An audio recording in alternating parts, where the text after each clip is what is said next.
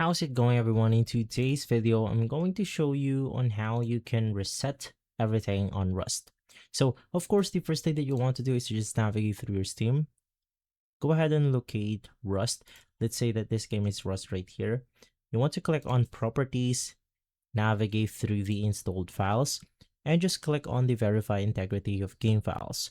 This will simply remove bugs and glitches within the system. So if you're experiencing some of that, it will then help you fix the problem. But if not, what we can do is to just navigate through the browse option. You want to look for the CFG file and you then want to try to delete it.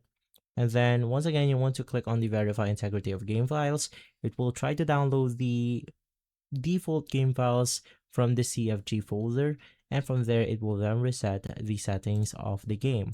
And for the final option, you could simply completely uninstall your Rust. So this will remove all of your settings, your configs, and everything related on the game itself.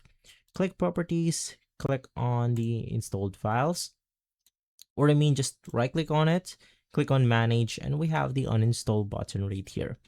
Right after uninstalling, you could download a fresh copy of Rust, and then it will reset it to the default version. And so if this video has been helpful, leave a like, subscribe, and follow us for more videos like this. Thanks for watching.